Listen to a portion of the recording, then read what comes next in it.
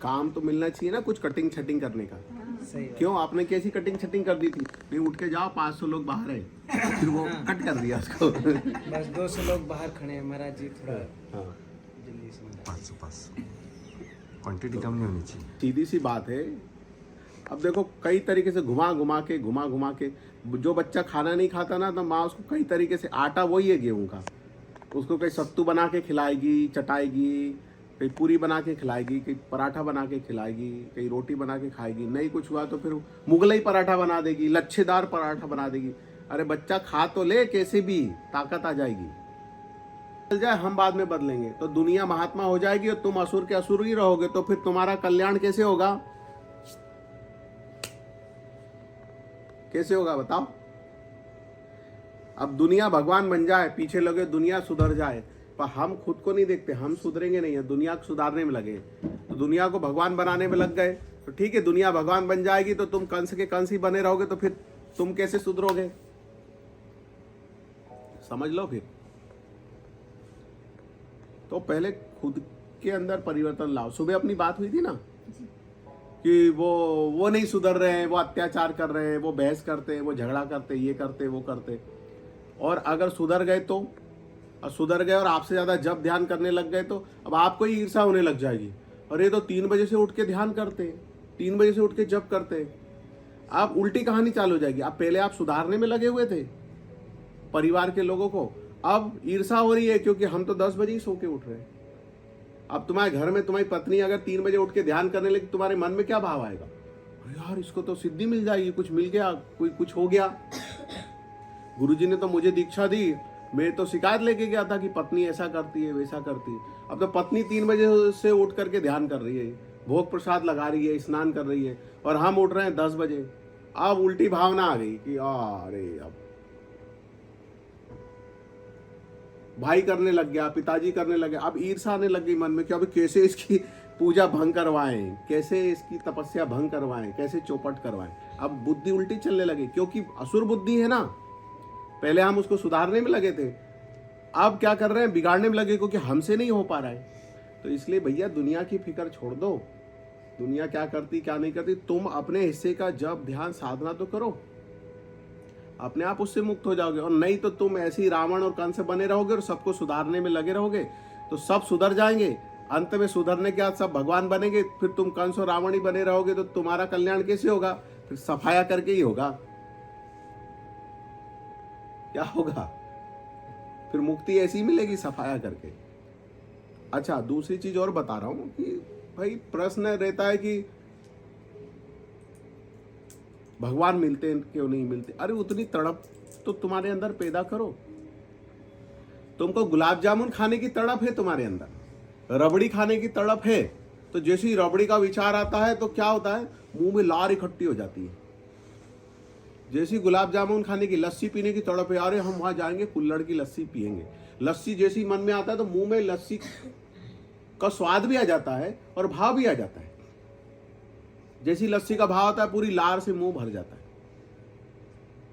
जैसी स्त्री और पुरुष का काम भाव से चिंतन करते हो तो कामुकता आ जाती है कि नहीं शरीर के अंदर? कड़वी बात है, आती है कि नहीं आती?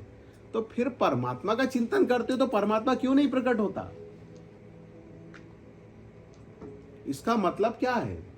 इसका मतलब यह है कि तुम परमात्मा का चिंतन कर ही नहीं रहे हो, झूठ है, तुम उल्लू बना रहे हो दूसरे को कि भगवान हम चिंतन करते हो परमात्मा प्रकट नहीं होता है, परमात्मा दर्शन ही नहीं देता। इतने वर्ष हो गए हमको साधना करते हुए, जब करते हुए, चिंतन करते हुए। मूर्ख बना रहे हो। किसको मूर्ख बना रहे हो? अपने आप को। तुम गुरुजी को मूर्ख नहीं बना रहे, अपने आप को। तुम लोगों को मूर्ख नहीं बना रहे, तुम अपने आप को मूर्ख बना रहे हो कि 20 वर्ष हो गए हमको जब ध्यान करते हुए परमात्मा प्रकट ही नहीं हुआ, परमात्मा का दर्शन ही नहीं हुआ।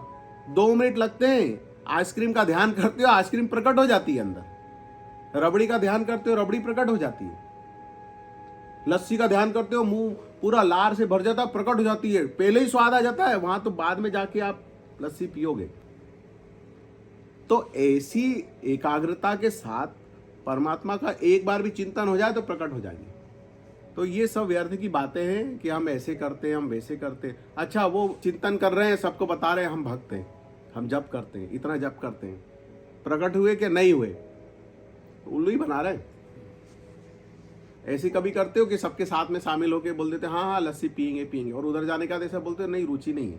पर साधना के मामले में ऐसे ही बोलते हैं, अंदर से कोई रुचि उची नहीं है, बाहर दिखावा करने के लिए हाँ हाँ हाँ हम भी जप करते हैं, हम भी भक्त हैं, ये देखो तिलक लगा लिया, माला पहनी, पीले कपड़े पहन लिए, सफेद कपड़े पहन लिए। अब लोग रंगों में अड़े हुए ना, अटके हुए हैं, तो फिर देख लिया पीले कपड़े पहन लिए तो ज्यादा सम्मान मिलेगा, सफेद कपड़े पहने तो कम सम्मान मिलेगा, भगवा पहन लिए तो और ज्यादा सम्मान मिलेगा, और ये तो त्यागी है। तो छलना बंद करो, क्योंकि एक आज नहीं तो कल समझ में आ जाएगा।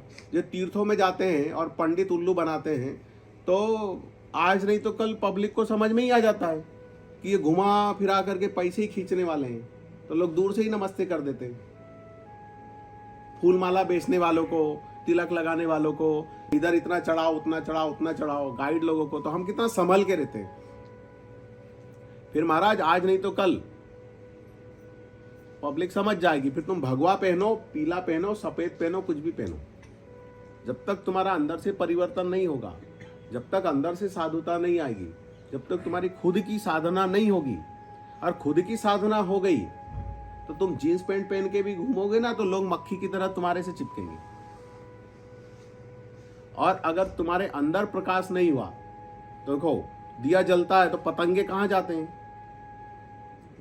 जलते हुए दिए के पास ही जाते हैं ना, कि बुझे हुए दिए के पास जाते हैं। आप बुझा हुआ दिया रखो, आप सोने का 1 लाख रुपए का ले आओ, सोने का दिया, उसको खूब नक्काशी कर लो, मीनाकारी कर लो, एक भी पतंगा आएगा क्या उसके पास? तब वो दिए को भगवा पहना दो, सफेद पहना दो, पीला पहना दो, कुछ भी पहना दो, एक भी पतंगा नहीं आएगा। पर दिए को जला दो, इतना सा मिट्टी का दिया, सारे ऐसे पतंगे कीड़े मकोड़े इकट्ठे हो जाएंगे। तो ऐसी जब आप भगवान के भाव में जब डूब जाओगे, भगवदाकार हो जाओगे, उसके प्रेम में चले जाओगे, तो अपने आप जगत खींचा चलाएगा। तुमको ऐसे वहां पे पट्टी बिछा करके बैठना थोड़ी पड़ेगा, ऐसे पैसे जमा करके कि पैसे के आकर्षण से पैसे टपकेंगे।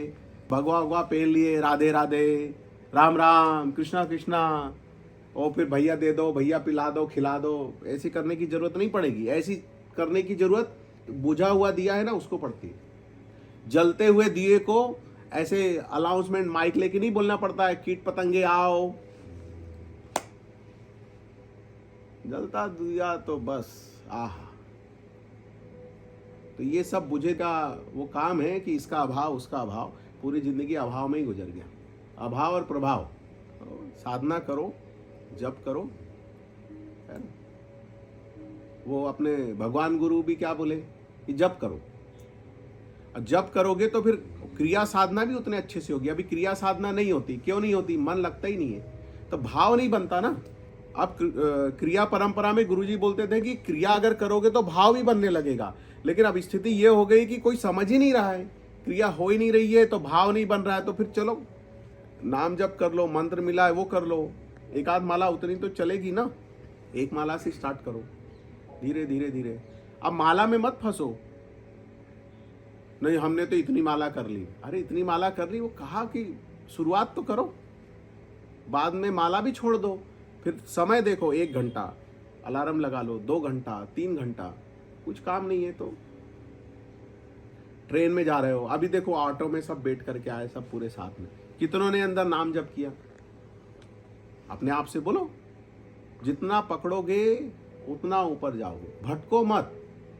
अब ऑटो से जा रहे, कार से जा रहे, अब नई जगह आ गए, तो हमारा पूरा ध्यान कहाँ लग गया? वो दुकानों को देखने में, वहाँ ये टंगा है, वहाँ ये टंगा है, ये बिक रहा है, वो बिक रहा है। अपनी दृष्टि को स्थिर रखो, कहीं जाओ दुनिया में,